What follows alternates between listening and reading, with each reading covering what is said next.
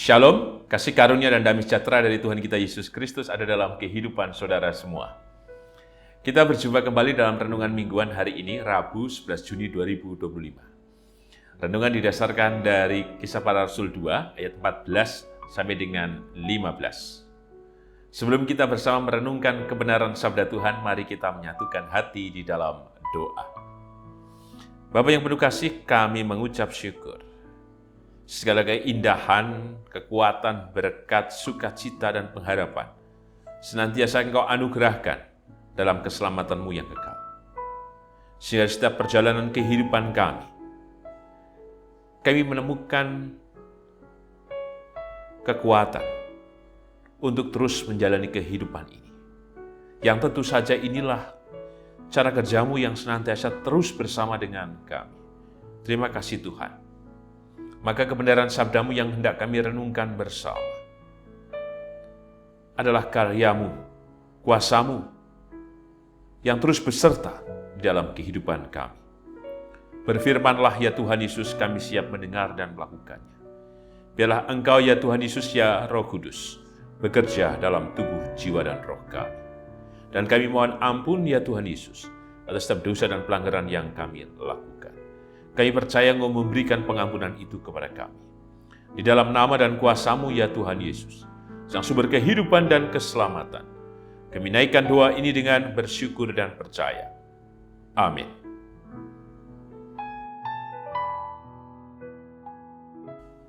Kisah Para Rasul 2, ayat 14 sampai dengan 15, demikian sabda Tuhan. Khotbah Petrus.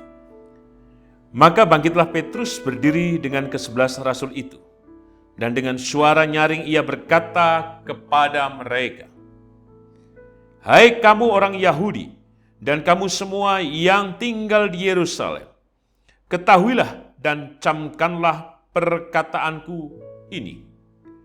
Orang-orang ini tidak mabuk seperti yang kamu sangka, karena hari baru pukul 9. Berbaiklah kita yang merenungkan sabda Tuhan dan berbaiklah kita yang percaya. Haleluya. Amin.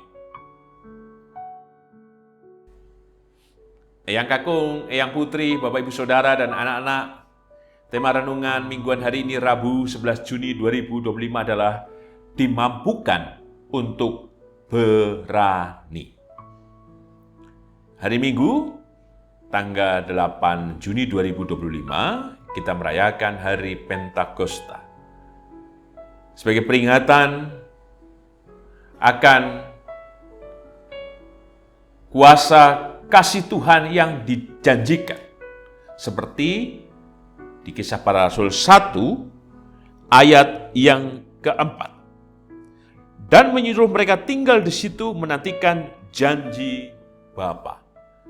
Janji Bapa. Artinya apa?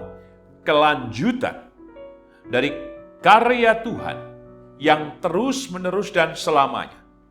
Karya Allah Bapa, Allah Putra, dan Allah Roh Kudus. Keberlangsungan keselamatannya yang kekal. Sebagai janji yang menjadi pengharapan. Di dalamnya ada kepastian. Maka ketika Tuhan Yesus naik ke surga, para malaikat mengatakan di ayat yang ke-11 dari Kisah Para Rasul pertama, Yesus ini yang terangkat ke surga meninggalkan kamu akan datang kembali dengan cara yang sama seperti kamu melihat dia naik ke surga. Artinya, kehidupan itulah yang senantiasa Tuhan Yesus nyatakan. Dari kepastian, keselamatan itu berarti pengharapan, kepastian yang sesungguhnya intinya adalah kehidupan itu sendiri. Maka kehadiran Roh Kudus, ya Tuhan Yesus, ya Allah Bapa itu sendiri, adalah kuasa yang terus bekerja. Kenapa kemudian disebut Bapa, Anak, dan Roh Kudus? Menunjukkan keberlangsungan, keberlanjutan, kekekalan, keselamatan, kehidupan yang Ia janjikan kepada kita semuanya. Dan kehidupan itulah yang ditemukan oleh Petrus bersama dengan 11 murid yang lain, seperti di ayat 14. Maka bangkitlah Petrus berdiri dengan ke-11 rasul itu. Yudas dalam konteks ini sudah digantikan oleh Matias. Ke-12, sudah digenapkan kembali jumlah para murid. Dan bukan hanya digenapkan, mereka menemukan kembali kehidupan. Kehidupan karena apa? Mereka telah memiliki pengalaman. Menyaksikan Tuhan yang hidup. Bangkit dan menampakkan diri selama 40 hari. Dan kemudian pada hari yang ke-50, Petrus dan ke-11 murid bersama dengan orang-orang percaya merasakan, berjumpa dengan karya Roh Kudus yang memampukan mereka bersaksi tentang pekerjaan atau perbuatan yang besar dari Allah. Dan itu mencengangkan orang banyak pada waktu itu. Pertama, mereka berasal dari Galilea. Satu tempat, tapi bisa mengatakan dalam banyak bahasa. Dan jika kita membaca Kisah Para Rasul 4, ayat yang ke-13. Ketika sidang itu melihat keberanian Petrus dan Yohanes dan mengetahui bahwa keduanya orang biasa yang tidak terpelajar, heranlah mereka. Dan mereka mengenal keduanya sebagai pengikut Yesus.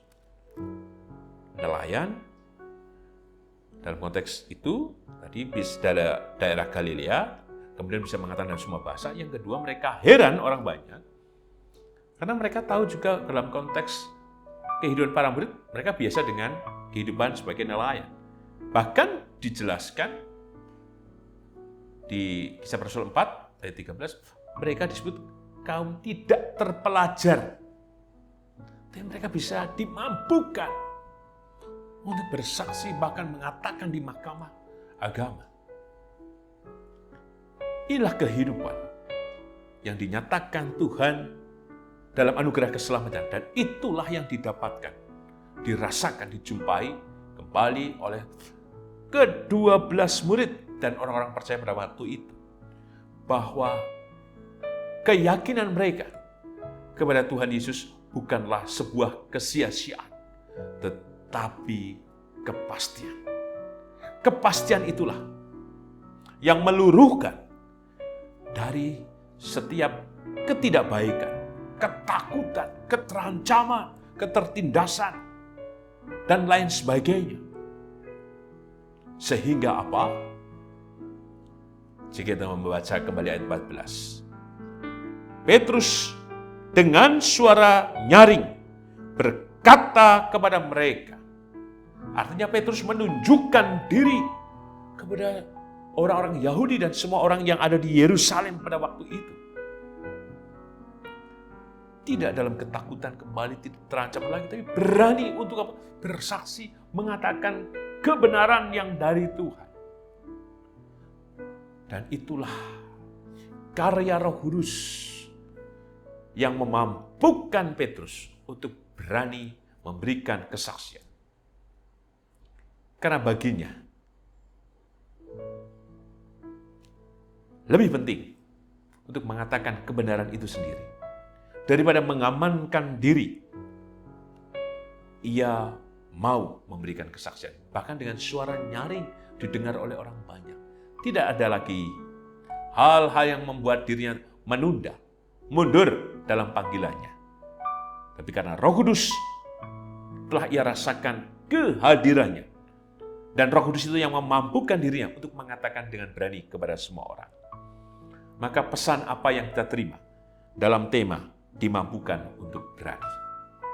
Yang pertama, yang kakung, yang putri, Bapak Ibu Saudara dan anak-anak. Banyak kehidupan yang sudah terjadi dalam setiap langkah yang kita jalani. Semua hal kadang membuat kita menjadi letih, bosan, tidak menemukan pengharapan. Ada dalam ketakutan, keterancaman, ketertindasan, dan bisa jadi kita tidak menemukan kebahagiaan. Tapi marilah kita bangkit. Petrus dan murid yang lain dan orang percaya bangkit setelah mereka mengalami kuasa Roh Kudus. Maka kiranya kita bangkit juga dengan percaya bahwa kuasa Roh Kudus, ya Tuhan Yesus itu sendiri, ya Allah Bapa itu sendiri, sesungguhnya telah hadir dalam kehidupan kita. Maka mari kita teguhkan untuk senantiasa percaya, sehingga apapun yang akan terjadi dalam kehidupan kita, atau apapun yang sedang terjadi dalam kehidupan kita, kiranya kita dimampukan untuk berani mengambil keputusan dengan baik, benar, tepat, berani untuk melangkah dengan percaya sekalipun hidup ini mungkin banyak tekanan dan berat, dimampu untuk berani untuk bersaksi tentang karya keselamatan dari Tuhan Yesus, berani untuk berbeda karena membela kebenaran, berani untuk bertobat, dan berani untuk senantiasa menaruhkan kehidupan dalam tingkah laku ucapan kita kepada Tuhan. Pesan yang kedua, mari kita perhatikan secara khusus di ayat yang ke-15. Orang-orang ini tidak mabuk seperti yang kamu sangka, karena hari baru pukul 9. Ayat 15 ini membukakan fakta bahwa Petrus yang telah dipenuhi oleh Roh Kudus, bukan berarti dia kemudian ngomongnya ngelantur yang tidak bisa diterima oleh orang lain. Justru karya Roh Kudus, kehadiran Tuhan Yesus itu sendiri yang membuat Petrus bisa menjawab dari setiap tuduhan, olokan dari orang-orang banyak yang mengira bahwa para murid sedang mabuk. Kesadarannya apa? Baru pukul 9 kok mabuk. Petrus dimampukan untuk mengatakan yang benar dan mempertanggungjawabkan dari apa yang ia lakukan. Untuk itu, dan pesan yang kedua, dimampukan untuk berani, percayalah.